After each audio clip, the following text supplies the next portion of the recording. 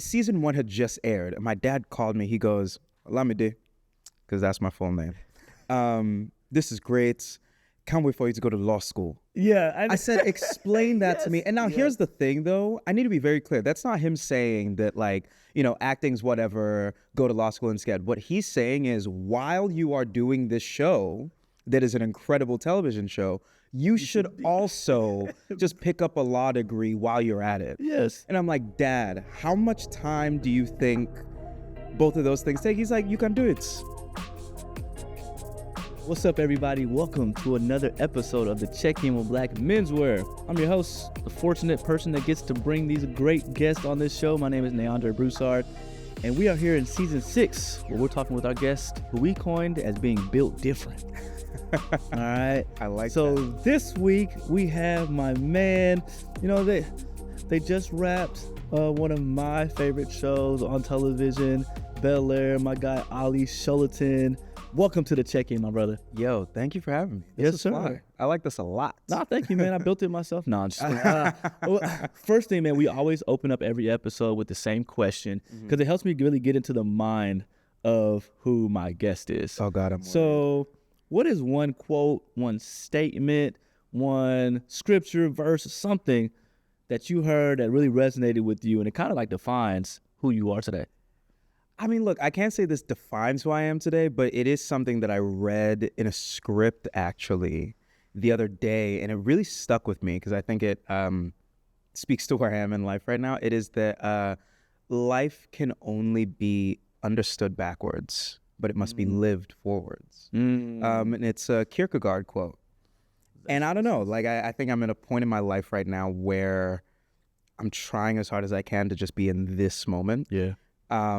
Because I'm historically someone that I'm always looking ahead. I'm always, you know, what's the next thing? But I think that, I don't know, there's something in the air right now that I am listening to the universe, and I think it's telling me, like, chill out. Yeah. Yeah. I do think that, I mean, that quote is actually pretty deep, even though it's rather short. Yeah.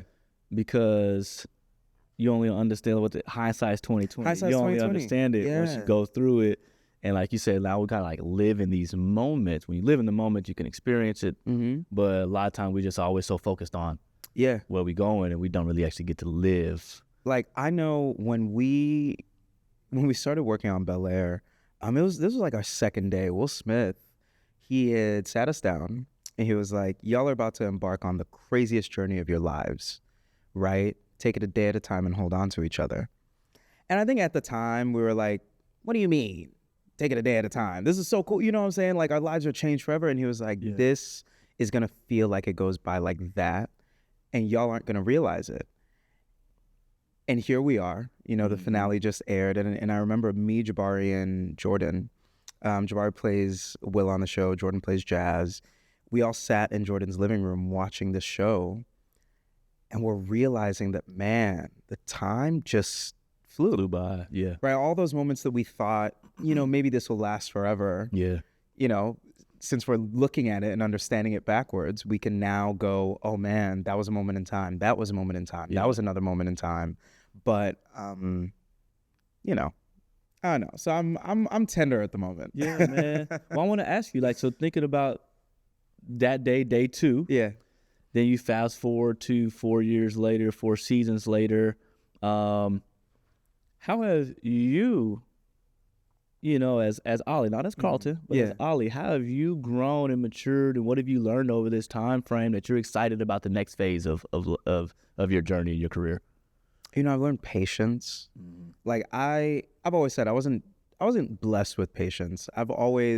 Since I was a kid, I've always been a really impatient person. I want everything now. I remember my first ever meeting with my agent when he was looking to sign me. I was like, you know, he was like, what do you want to do? What are your goals? I said, I want to EGOT by 30, which is a crazy, that's a right? very... Mind you, like, here I am, I'm like 19, 20 years old, and I'm like, I want to have an EGOT by 30 years old. Yeah. I think the incredible thing is, though, he looked at me, he said, great, I'm here to make that happen. So I got the right person. I appreciate that. But, you know, a very good friend of mine, she had said once, she was like, okay, if you don't get that EGOT until 32, are you going to say no? Right. And I kind of had to have a moment where I went, okay, things will happen in the time that they're supposed to happen. Yeah. I've learned patience. I've learned compassion. I've learned the importance of self-love. And also Simone, she plays Lisa on the show. She says this thing, hold on tightly, let go lightly. And so in those moments that you're there, it's so important to experience the full breadth and width of that moment. But then once the moment's passed, I think we have this human need to want to hold on to it and go back to it, but it is a skill to also be able to let go and let that moment be in the past and let it be what it is. Mm-hmm.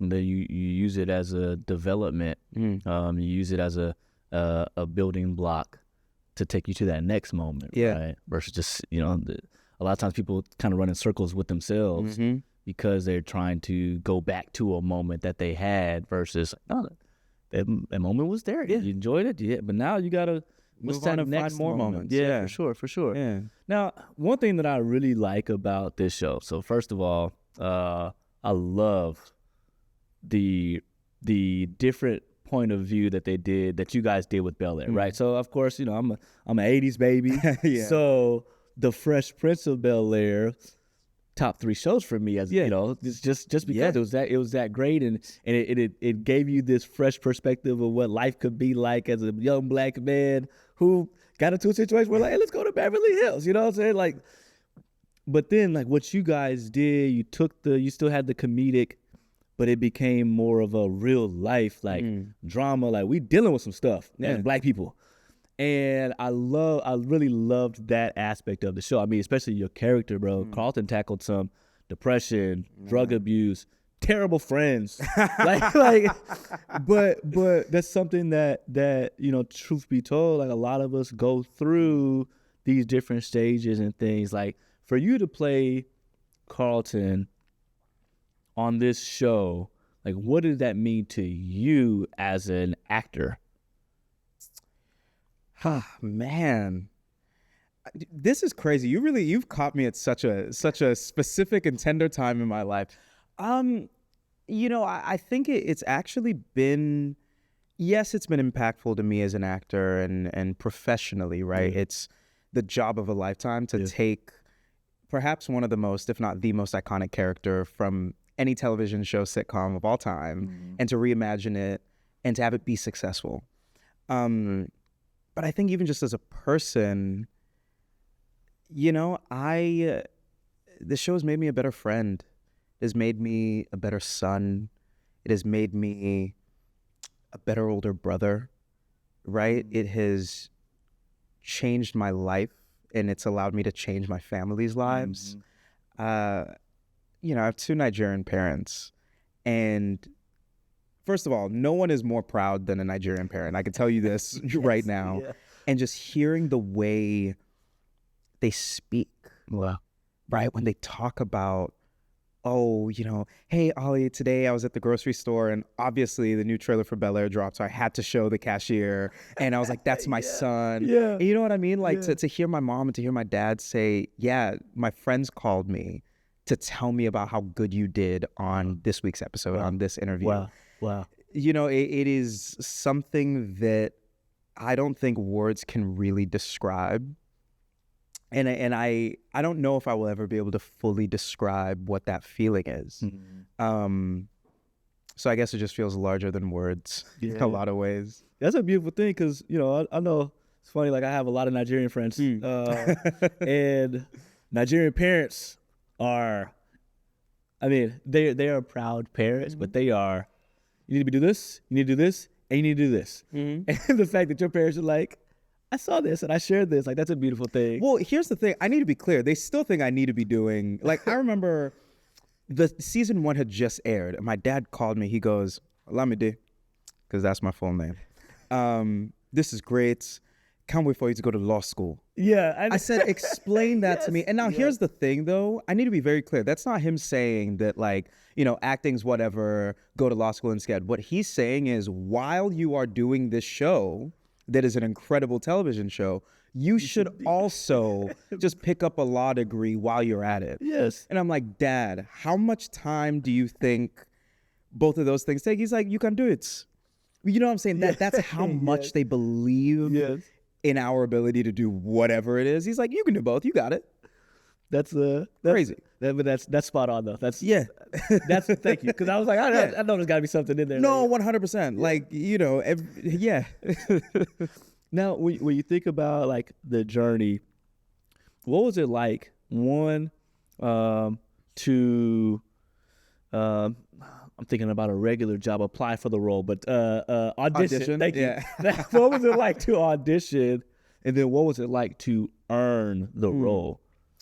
I think there are moments in life that you're presented with something that you don't think you're ready for, and it's always really important that you note those moments and make the decision that you're going to try anyway. Because I think that that's the universe telling you, hey, it's time to level up. And I remember when the audition came, right? First of all, I was like, yeah, and I loved the trailer. I remember the trailer went viral in like 2019. I thought it was so cool. Yeah. But also on some level, I was just like, this is actually being made into a show. This is crazy. I don't even know. Like, I'm not Alfonso. I don't, you know what I'm saying? My agent, the same agent that, you know, said that it's my job to get you the EGOT by 30. And he said, okay, are you scared or do you not align with the material? And I was like, look, if I'm being honest, I'm a little scared. It's a, you know, big role. I don't, will I fill those shoes? Yeah. And he said, great. I can't wait to see your audition by Monday. You know what I mean? And that experience itself, like I sent in the tape. I don't hear anything for 6 weeks because that's how this works. Yeah. No, actually, I don't hear anything for like 4 weeks because that's how it works. It's a lot of waiting. And then the minute that it's your turn, everything moves fast. I don't hear anything for 4 weeks.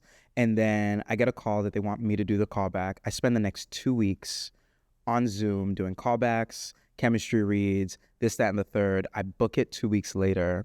And I remember having the moment of going, oh my God, now I have to actually do the job. Yeah. But, you know, I think in a way we recognized, each and every one of us in the cast, we recognized that we're kind of standing on the shoulders of giants with the show.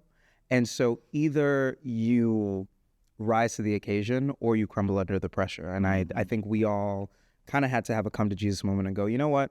We're just going to rise. Yeah. And y'all did. Yeah. Y'all did. Thank like you. Bro, I kid you not.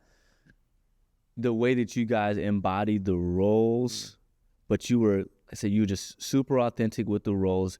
And I think the beauty of it was you weren't trying to be who they were before. No. It was totally different. You just had the same names. And live in the same house, right? Other than that, it was different. It was a fresh perspective on real life. No, y'all did amazing. And I like I said, I love the show. Thank you, man, for real. So now I also think about, like, for us that weren't a part of the readings or any of that stuff, like, you guys truly looked like you had relationship off screen that then translated on screen. Yeah. Is that true or was that a facade? Wouldn't it be crazy if I sat here and I was like, so turns out we all hated each other, we're great actors. Right. No, I mean, we are great actors, but we love each other. We really do. It's a few things.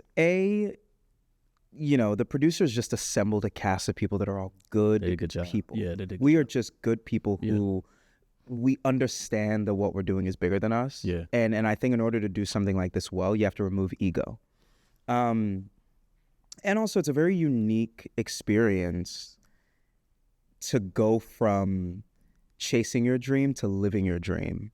And in a way, I think only the other people who are in that with you can really fully understand it. It's just a really hard thing to describe because there are days at work that are difficult. There are days at work that are easy. There are days that you're tired. There are days that you don't feel good enough. All of these things that, in a way, it's only kind of the people around you that can speak to that. And I mean, so much of that last season is us really going through those feelings. The scene in the final episode, in the series finale, where me, Jabari, Simone, and Alicia are on the beach. If I'm being honest, we're barely acting. Yeah. Right? When Simone looks up and she says, man, I'm going to miss you guys. we're all just sitting there like, yo, I'm gonna It's a real moment. miss you guys. Yeah. Season 1, me, Jabari, and Simone shot on that same beach on our like second day on set. Yeah. You know what I'm saying? That was the beginning of our lives changing forever. Yeah. And here we are 4 years later at an inflection point in that life-changing experience. That's deep, man. Yeah. You know? It is, man. It reverberates, and like, you know, we've had Jimmy come in and join us on. I've known Jimmy now for a couple of years now. Word. And that's something that he always told me. He said, Dre, the thing about this show that makes it so good is that like we really like each other. And like we really have these joys, and we go through these pains together. I want to stick with the joy just a little bit, right? But no, it's like we would finish a 16-day work day and be like, all right, guys, you want to go get dinner? Yeah. You know how crazy that is? Imagine spending 16 days with your coworkers, and then afterwards you're like, want to hang out? Still want to hang out more? Yeah. It's a little crazy. I don't know how that worked for so long, but it did. What's one of those moments that just on set that just brought you crazy joy? Like, oh my God, this is a great job. Like, you know, just being able to look at it like this is amazing. The people I'm around are amazing. What brought you joy being a part of the cast? Oh man, a day that jumps out to me. Season 2, was it season 1? Might have been season 1, maybe season 2. I don't remember. We were at the roller rink. We shoot an episode at the roller skating rink, and we were up in Moonlight Rollerway up in Glendale, and we just skated for a whole day, bro. Like we all just skated for a whole day, and the camera was there, and you know, we had a good time. And that was one of those days where I was just like, I cannot believe that this is my life. This is my real life job. And I think I'm the luckiest person in the world. Yeah. Genuinely. Yeah. Now you think about young actors, because, you know, we consider yourself to be a young actor. Yeah. Do you think that a lot of young Black actors are given an opportunity to showcase their range with today's opportunities, or are they somewhat still kind of like typecasting us? You know, I think the industry is in such a strange place, because I think culture works like a pendulum, right? For years, there was a huge representation problem.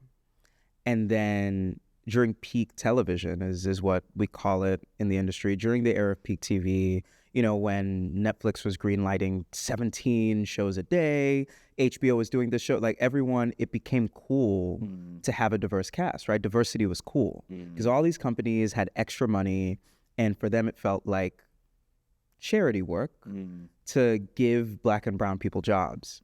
And then I think it was in roughly 2020 or 2022 when Netflix's stock price went down for the first time, and all of a sudden peak TV was over. All these companies were like, we have to turn a profit, we have to make money, we have to figure it out.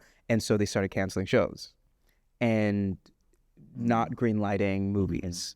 And the first shows that they canceled and didn't greenlight and et cetera were always the people of color films. Yeah. The projects with people of color, the television shows with people of color. And so no, it's hard. We are so blessed that we are the exception to the rule. But the fact of the matter is, I think a lot of people have said with the ending of this show, they're like, I don't have another show where I get to see me on screen anymore.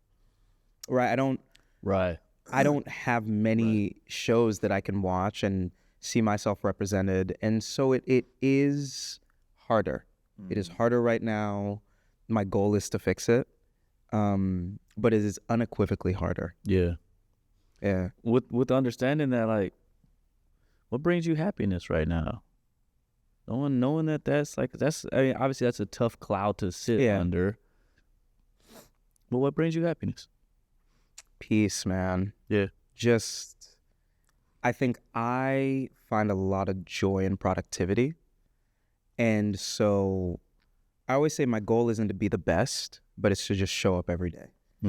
And, you know, now that I'm not shooting, my days are, I'm reading scripts, I'm in dance class, I'm in acting class, I'm in voice lessons, I am in the studio working on a song. My goal is every day to show up and make my skill just a little bit better every day. Because the fact of the matter is, I know that when I am up for that job, I'm going to have to be 2 to 3 to 4 times better than my counterparts who are of a different complexion in order to be seriously considered. Yeah.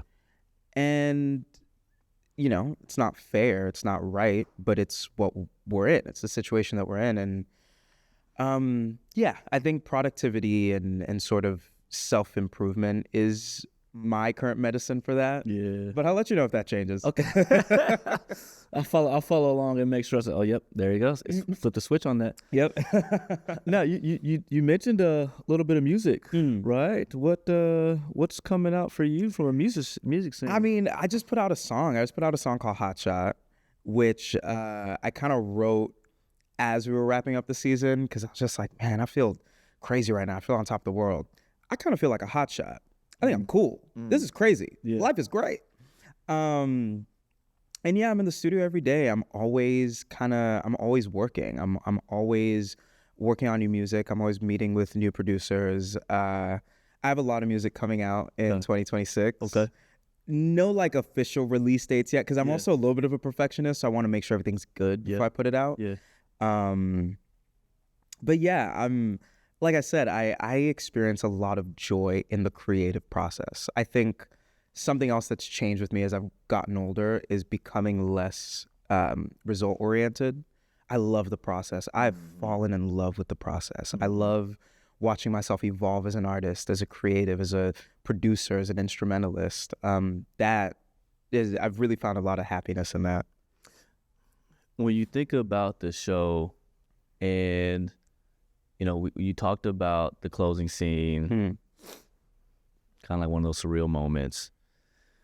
When you think about within this last season, the final season, were there any specific scenes that were very challenging for you, just because it was like maybe he was even reflecting on personal life or anything like that, but one, was there one? And two, how did you get through it? So you still got a job to do. Yeah. I mean, this is funny enough. So it's not the very, very last scene. I think it's the second to last scene. Spoiler alert. Will is leaving the house because he's going to go to Philly because he has to go early for this program. And Jazz is here to pick him up. And Carlton comes down and he's like, you know what? I've decided I'm going to go up to Philly with Will, you know, and he makes a joke about like, you know, I'm just moving to his house, wear his clothes, steal his old girlfriend. And that scene, that group hug at the end was completely improvised, right? We were all just standing there watching each other cry and we're like this, you know, and so we hugged each other and that ended up being one of the most poignant shots in the whole season. Morgan, the director, comes up to me and he's like, Olly, this scene is beautiful. I don't think you can be that sad. Like you can't be, you know what I'm saying? Yeah. You can, but Carlton, the character, cannot be, he just wanted to try a different take. He just wanted a different take where I gotta do this again? No, we do a lot of take, but he just wanted a different take where he was like, I want to see more joy in it. And here I am like weeping, right? And so you actually see it in the final take.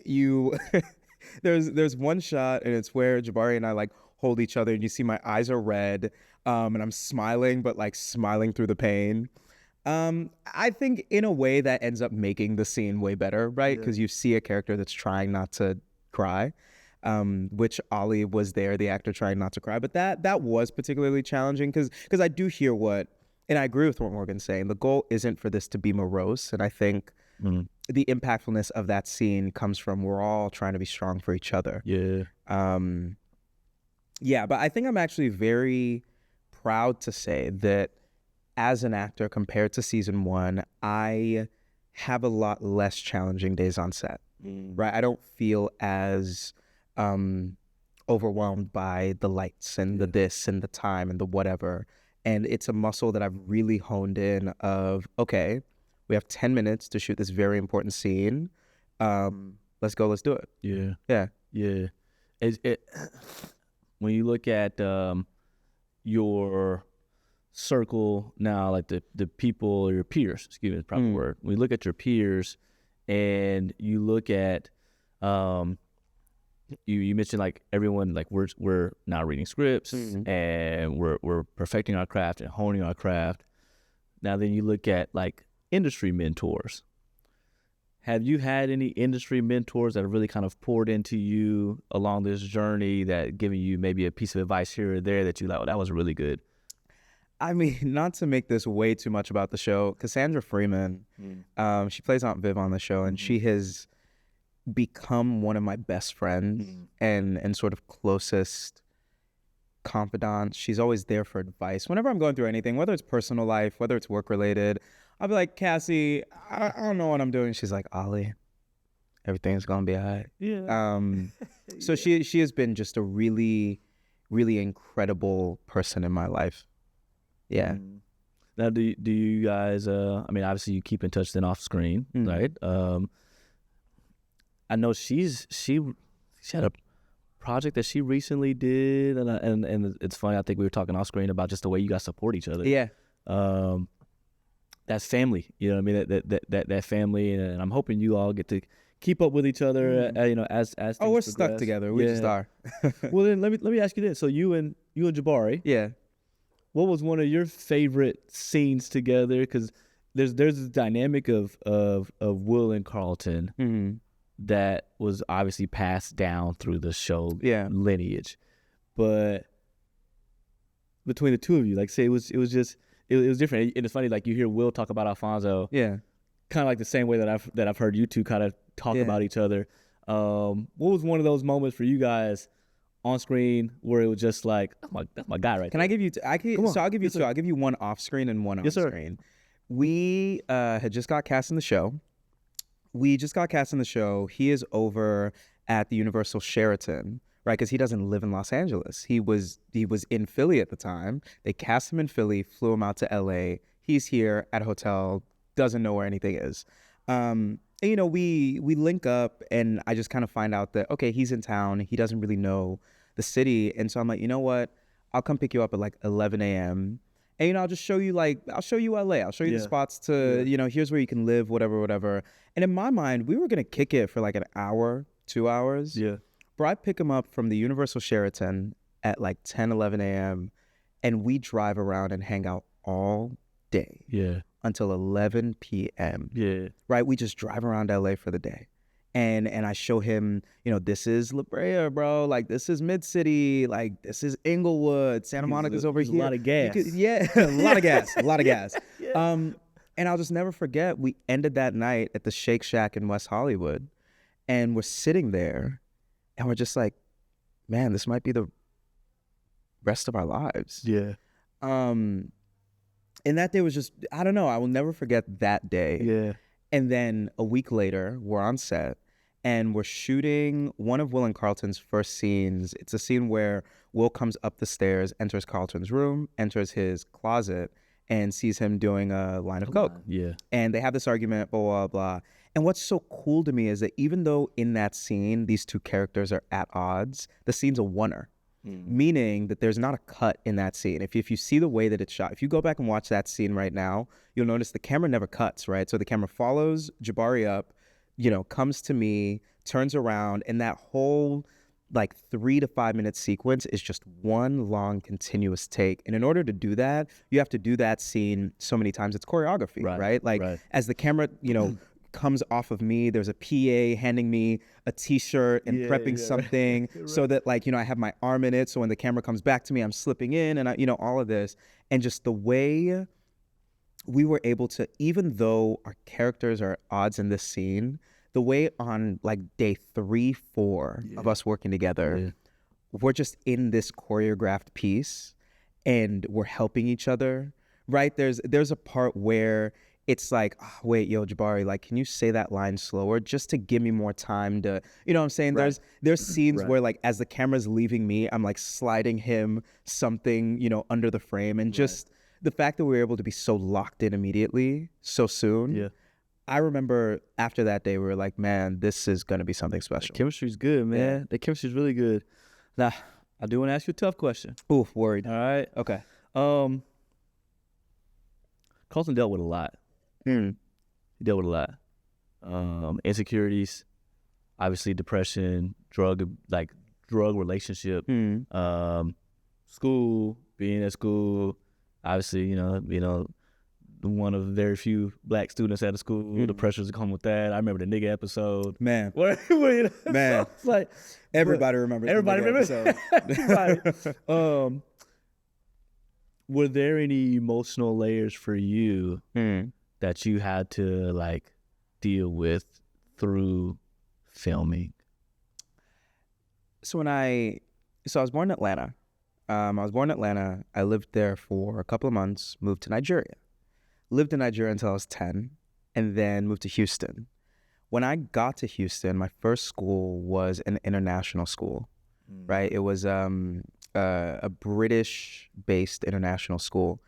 And going from Nigeria, a place where everyone looked like me, right? A place where the population is very homogenous, right? Like we all black. Yeah.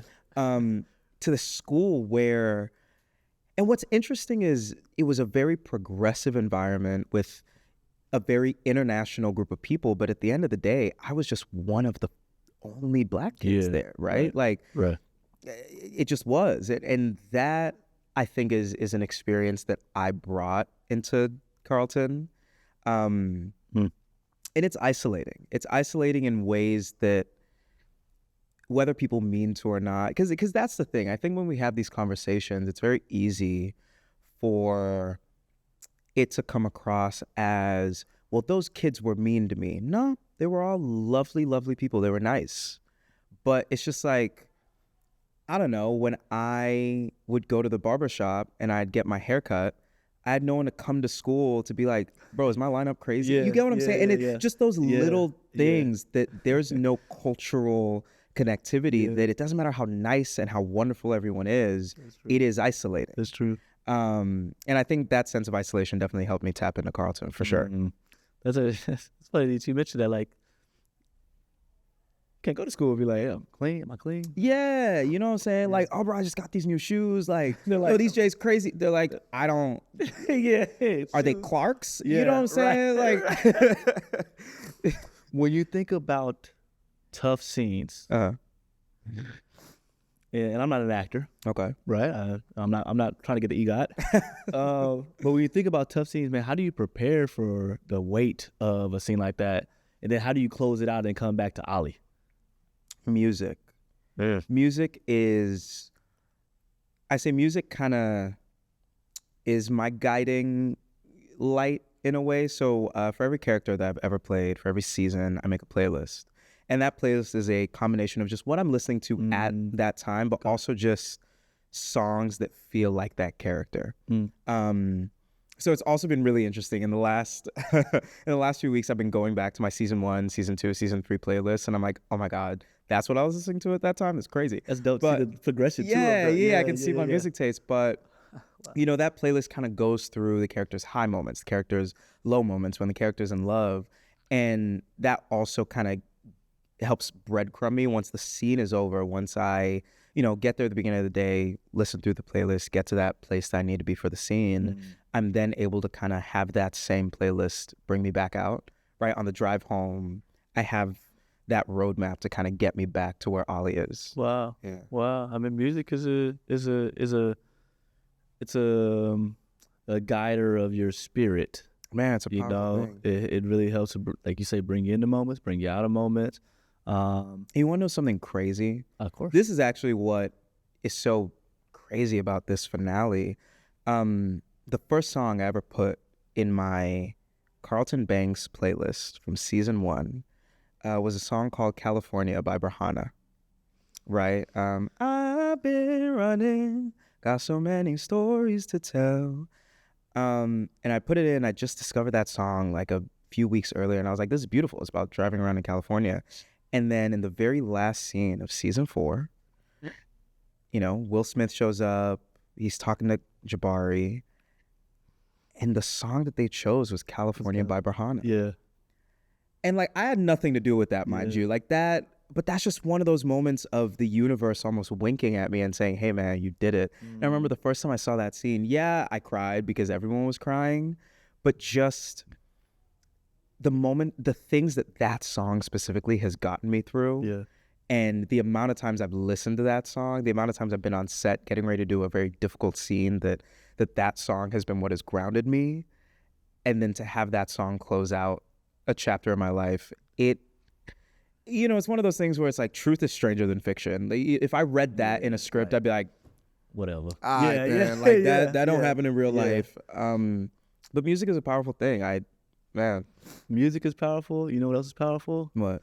Style, fashion. All right, yes. So, oh my God, thank you. I'm done crying. Jesus. Woo. Man, the nigga got a lump in his throat this whole episode so far. Bruh, I love it though. I appreciate the authenticity. You know what I mean? That's what we hear. This is always a safe space for my people. You know what I mean? We come on here and because one thing that I've learned, we're in season 6. Thank God for that. Congrats. But a lot of times, people don't hear the truths behind people until they come on our show. And so thank you for being truthful, for being honest. Of course, man. You fly today too. Hey, thanks. Now, I do a little, Y'all set costume wardrobe. Man, before you ask, yes, I've taken very many things from where I know that's what you're going to ask. Bro. Let me tell you, anything you see me wear on screen, well, I don't know if I'll admit this on camera, but anything you've seen me wear on screen, I don't know where it went, Universal, but just don't check my closet is all I'm saying. Y'all fresh, bro. Fresh. Yeah. Fresh. And I think that was I'm pretty sure it was very intentional. I mean, but I've even seen to where it's like they were intentional about some of the black designers that were utilized. And so like, just to be on a show that has such a very strong wardrobe, like anytime you put something on, you like, oh yeah, I look good. No, like we had this joke that I would walk into, my trailer and step out and be like, yo, Carlton Banks has arrived, because it's such a distinct style, and those clothes really make you feel. You know what I'm saying? You put that shit on and you're like, yeah. That chest get a little bigger. Yeah. Who was the best dressed? Who had the best dressed role? Me. Hands down. No, actually, here's the thing. Here's who I actually think it is, but it's kind of a cheat. I think it's Jazz. I love Jazz's wardrobe. Yeah. But now here's the funny thing I want you to notice. Yeah. Go look at every single thing Jazz wears, and then go look at everything Olly Sholotan wears in his real life. And tell me like there aren't, you know what I'm saying? I think me and Jazz dress kind of similarly. If not, so I've also taken a lot of Jordan's wardrobe as well, and he doesn't know that. So I'd say Jazz is the best dressed on the show, in my opinion. To your point, the Carlton was very distinctive. It's like it's his balance of mature, but it's still cool, and it's preppy. Trendy. It's funny, like when you go back to the 90s, people were looking at Jazz like, oh, he's preppy, but now, I mean, not Jazz, Carlton as preppy. But then now you look at Carlton's wardrobe, even going back there, you're like, hey, that's kind of fly. He had the Ralph Lauren on. He had the drapes sweater. You know what I'm saying? Like quarter zip vibes. The quarter zip, the colors, all the vibrance. But no, it's just good to see like that 360 approach of that, and they did not miss. No, they did not miss. Queen Sylvia Cuccier, that is our costume designer for these last 2 seasons, and she just did a phenomenal job, man. She just did a phenomenal job. Yeah. No, well, shout out, say Queen Sylvia. Yeah. Amazing job, young lady. Amazing job. Olly, bro, I thank you for your time. Of course, Thank you for joining us on the check-in. I'm excited to see where you go. Thank you. Excited to understand when you're going to finish law school. Hey, bro, I will send you my diploma, because I will have nothing to do with it. Man, and I'm just excited to see like your next wave. I'm excited to hear this music that comes out, bro. And thank you for joining us and being authentic. Of course. Also, this fly, where's this from? Shout him out. Shout out Don Morphy. So Don Morphy is with the top and the bottom. Okay. The socks, I've worn these socks a couple of times this season because they're homage to my sons. You'll see my boys' faces on them. It was a gift that I got from one of my teammates. Shout out Terry, got me these socks. And the boots. The boots are actually, the loafers are actually from Mark Nolan with a Brain Love collaboration. Brain Love is out of Atlanta. Yeah. They did this drop together and they just did so well. You know what's up. Okay. I will be raiding your closet later. I got a great alterations lady. She will make your stuff fit me. Make it fit you a little bit better. Yeah. The pants are even long for me, so yeah, you could probably just cut off some of them. Yeah, and I love long pants. Like the flare, that's. Well, we're going to finish the episode the same way we always finish. And here in just a second, I'm going to have you look at that camera. You're going to say, "Dear Black man," and you're going to finish that statement. Give our community a message because if we don't pour into our community, nobody else will. All right, so while you're thinking about that, I'm going to look over here and tell my people as we get up out of here. Y'all got to do 3 things for us. First thing you got to do is subscribe to the channel. We don't grow unless you grow with us, so please subscribe to the channel.